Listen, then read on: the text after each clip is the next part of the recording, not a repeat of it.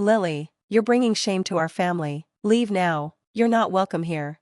My father's harsh words cut through the air during my brother David's wedding. The embarrassment was worse because David didn't say a word, letting me be kicked out. I was furious and about to leave, but then I heard someone asking for help. A hotel worker needed my assistance in an emergency.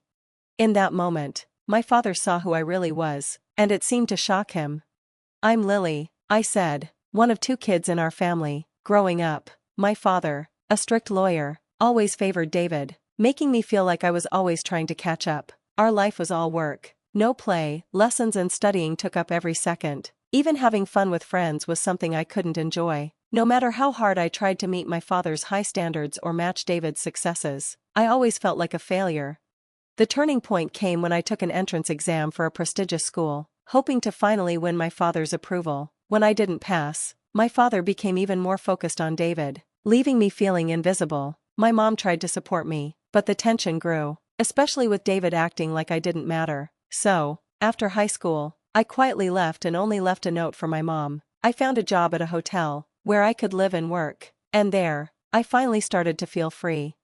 Lily, you made another mistake. How many times do I have to tell you? I'm sorry, I'll fix it right away. Get it together. Mike, the hotel manager, was tough on me. As someone who had just graduated high school and wasn't used to this kind of work, I was always getting scolded. But even though it was hard, I kept going, trying to prove myself. Unlike my dad, Mike's feedback helped me grow. When he praised me, it gave me the push to do better. One moment that really stood out was during the New Year's rush at the hotel. After training, I was given the responsibility to work alone. This year, the hotel was busier than ever, with so many guests to take care of. I was running all over, trying to help with dinner service and room service. Even though I was still learning, I worked hard, knowing I had to do my best. Then, things got worse on New Year's Day when a coworker got sick. I worked longer hours, trying to keep everything running smoothly. Just when we thought things couldn't get worse, the kitchen sink broke during the dinner rush. With no plumber available on New Year's Day, everything started falling apart. Mike was getting more and more frustrated. Desperate, I stepped up. Mike, can I try fixing the sink? I think I can do it.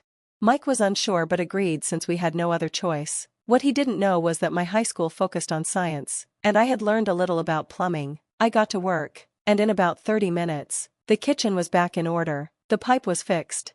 I did it, I called out to Mike. He quickly turned on the faucet, and water flowed out as it should. Everyone in the room cheered and smiled. Great job, Lily, you're my star, Mike said, smiling at me. His praise felt amazing. Working alongside Mike that day had been an eye-opening experience, and we got through the chaos of New Year's together, coming out on top. The sense of pride I felt that day stayed with me, shaping who I am now. 15 years passed, and I found myself completely immersed in my job at the hotel. Then one day, I got a letter from Mom, breaking the long silence between us. It was about David's upcoming wedding. Even though I had distanced myself from Dad and David, Mom's request for me to attend the wedding tugged at my heart. I reluctantly agreed.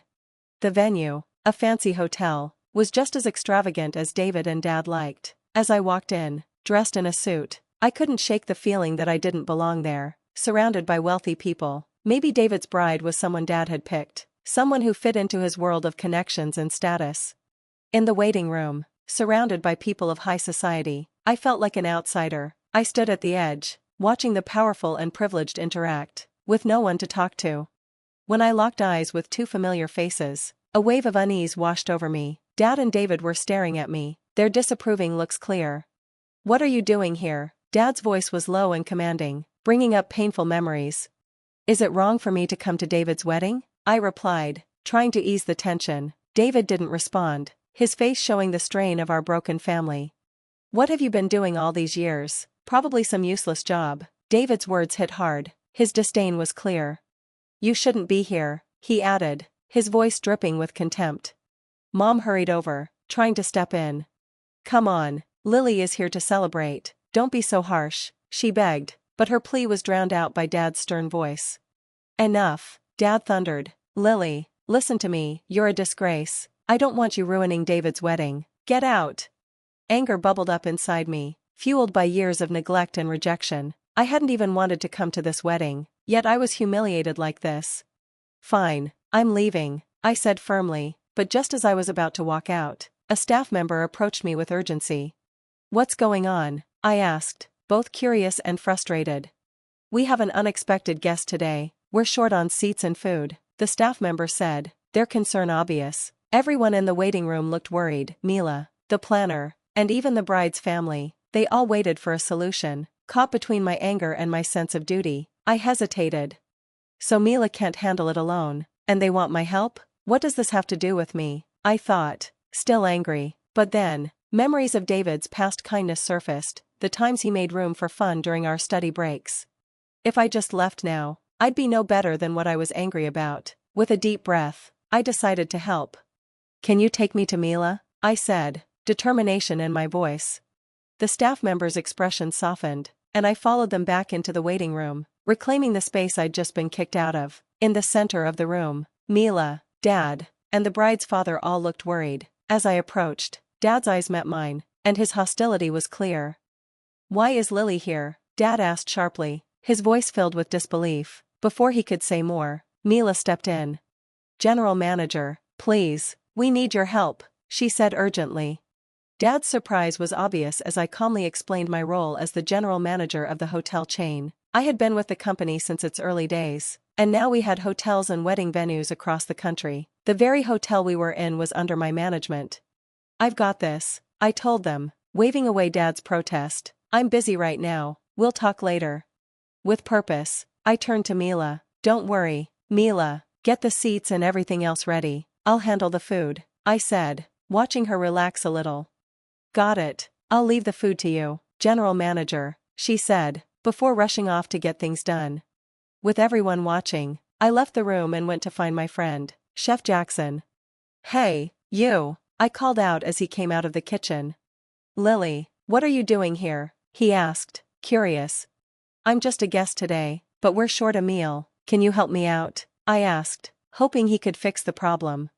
"Of course, I'll make something work," he said confidently. "Thanks so much, I owe you dinner," I said gratefully. "I'm looking forward to it," he replied with a smile.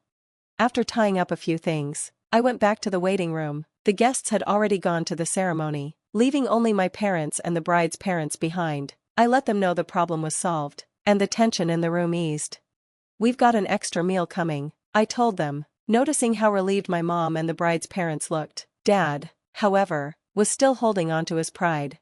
"Lily, thank you so much. Because of you, the celebration will go smoothly," Dad said, genuinely grateful.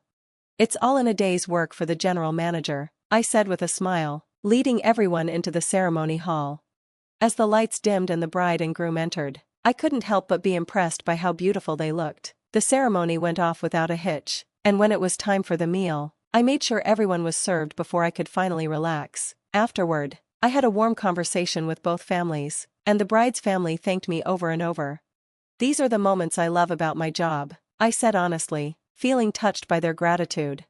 "Lily, thank you, this was the best day, all thanks to you," they said, truly appreciative. "No problem at all, wishing you both the best," I replied with a smile before turning to my dad and David. "Lily, you did great, thank you," Mom said, her words full of pride. Dad and David wanted to speak with me next. David apologized first, thanking me for my help, and I smiled. "Glad I could help, David, it's all good," I said, before turning to Dad, who stayed silent. With a sense of closure, I accepted their gratitude, knowing that, despite everything, we could find some common ground. Just then, my phone buzzed with a work message from a hotel in the next town. "Looks like more work, but I enjoy it, so no complaints," I said. "All right, I've got to go, you two take care." I said my goodbyes and headed out, ready for the challenges ahead. As I walked away, I realized that I probably wouldn't see David or Dad again. With that thought, I left without looking back, heading back to work. 3 days after David's wedding, I relished a rare day off, relaxing on the sofa with a steaming cup of coffee. My peaceful moment was interrupted by the doorbell. Curious, I went to answer it, only to find David standing there. "David, what brings you here?" I asked, surprised by his visit. "Sorry, I got your address from Mom. I wanted to talk to you," David explained, his tone tentative. I invited him in, assuring him that my home didn't have to be spotless, and poured him a cup of coffee. David took it, savoring a slow sip. "Thanks, this smells great," he said, attempting a smile. We settled into conversation, but his expression became more serious as he began to speak. "I'm really sorry for everything," David said suddenly, catching me off guard. I was taken aback, unsure of why he was apologizing in person. "It's all right, David," I reassured him, trying to ease the tension. But David wasn't finished. With surprising vulnerability, he opened up. "You might think I'm the older brother who has it all together, but I envy you, Lily," he confessed. His words hit me hard, and I sat in stunned silence. It was a side of him I'd never seen. "I had no idea you felt that way, David," I said, feeling a sudden pang of guilt. "It's not your fault, Lily," he said, offering a weak smile. His words felt sincere, and a new understanding began to form between us. "I'm sorry, I never realized you were struggling too," I admitted, my own feelings of remorse surfacing. David's faint smile softened the moment. "I think you've been through things I can't even imagine. I really admire that, but I also want you to know about me," I said, the weight of my words sinking in. I paused, gathering my thoughts before continuing. David listened quietly, encouraging me to keep going. Breaking away from our parents and becoming independent wasn't easy. The beginning was really hard, I confessed, recognizing that we shared similar struggles.